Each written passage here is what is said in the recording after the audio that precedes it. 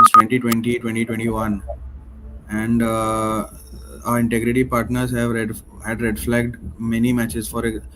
I think in 2022, in 7 days there were about 4 matches red flagged. Since last year, we've been calling players for inquiry. We've transferred the cases to the crime branch, and we've tried to do educate the players, having workshops, integrity workshops.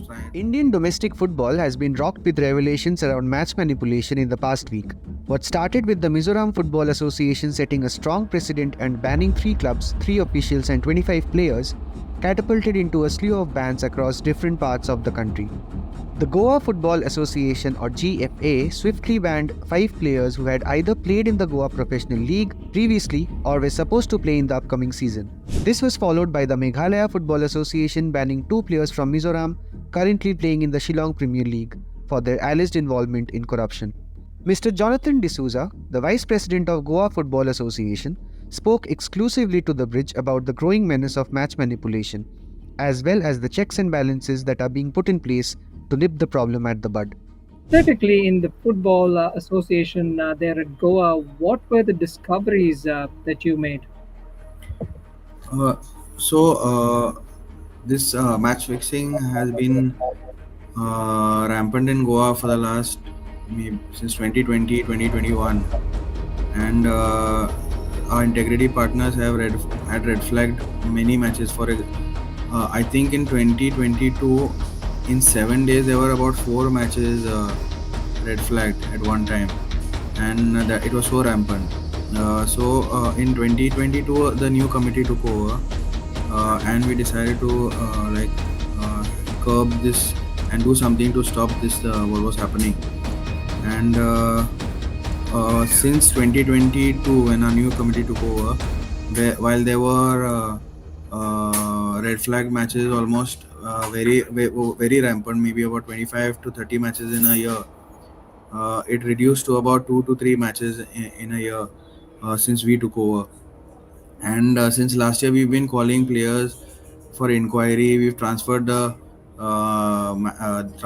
cases to the crime branch, and we've tried to do educate the players, having workshops, integrity workshops, try to educate them about the bad effects of match fixing and all and trying to make them aware of how they can succumb to pressure and how bad the repercussions would be of this. Can you tell us a bit about how these players were identified? Yeah, so at the beginning of the season, actually, the first game of the season, uh, between Dempo Sports Club and Vasco Sports Club, these players were 2 players were from Vasco Sports Club. So the first game, there were no it was not red flagged, but we noticed 2 very fishy goals. Both of them were own goals, and one was very it was a silly back pass by a defender, and then the goalkeeper, instead of clearing the ball, he literally kicked the ball into his own net. And then next day we sent a letter to 4 of these players, five players actually, and they appeared before the GFA disciplinary committee. They denied that they were involved in match fixing, but we were not convinced. So we called them the second time. We also went to the police and gave them the reports and showed them the videos. And the police were preparing to summon these players somewhere at the end of last month, in the end of October.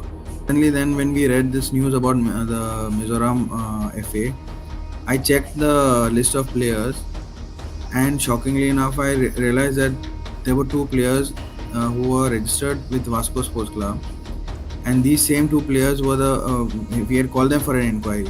Spoke to the MFA Mizoram FA secretary. So basically, the modus operandi of these syndicates are pretty much similar. So what they do is that they have a set of players who they work with. Okay, and what these players play 3-4 months in Goa, then they move to Delhi, then they move to Mizoram, then Meghalaya, then each state. There are a core group of players who are playing these multiple leagues. Like 3 months they'll play in, or 3 or 4 months they'll play in Goa, then take a transfer in the January transfer window, go and play in another state. For the sake of our viewers, could you clarify and explain what sort of actions get red flagged? So this basically uh, there is something called as betting on events, and there is match manipulation. Match match fixing or match manipulation is altering the result of a game, but in the course of a match there might be your team might win 3-0, okay, but you might be still betting on certain instances, like for example the entire team getting 4 or more yellow cards, the team conceding a goal after the 80th minute, or the team conceding a goal just 5 minutes before halftime. So you might not affect the result of the match. Like you might win 3-1, but that one goal that you concede, if it is it might be between the 85th to the 90th minute. So there are bets on this is called event specific betting. This is not match fixing. Is maybe if you throw away the result of the game, but you can win a match and you can still bet on fixed events, which is also wrong as per the disciplinary and ethics code. The time there is fixing on the result, like losing by more than 3 goals, losing by more than 2 goals. But also there are these kind of smaller like in cricket parlance we call it spot fixing, where okay, your team gets 4 or more yellow cards, your team gets 1 red card, and the red card is after the 80th minute, or even something small like throw in the 35th, between the 35th to the 50th minute, you consider throw in, or consider n specific number or n number of throw ins.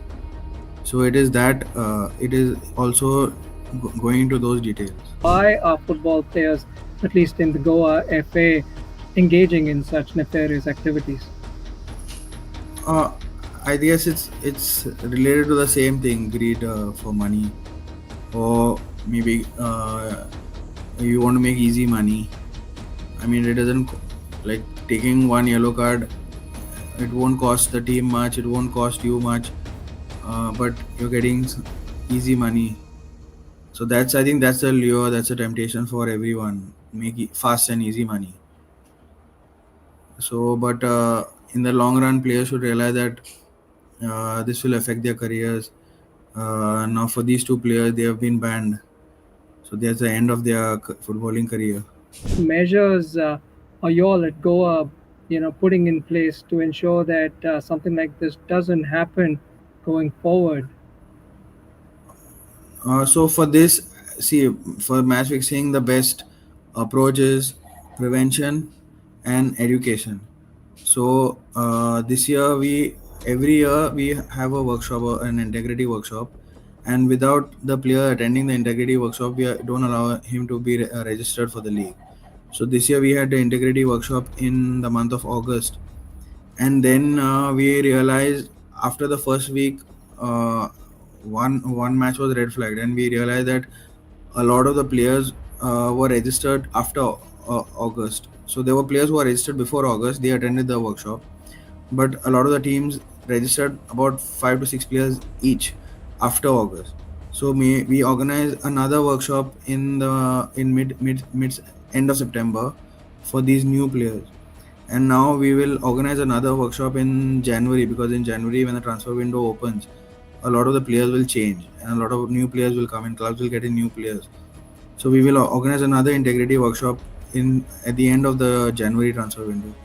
So the best approach is education and prevention. The players need to be educated, or officials need to be educated that such and such things are prevalent, and we should not fall prey to these kind of things. All said and done, match manipulation and similar corrupt practices have to be booted out of the game if India has to establish itself as a force to be reckoned with. However, it is pretty clear that this cesspool needs a massive cleanup.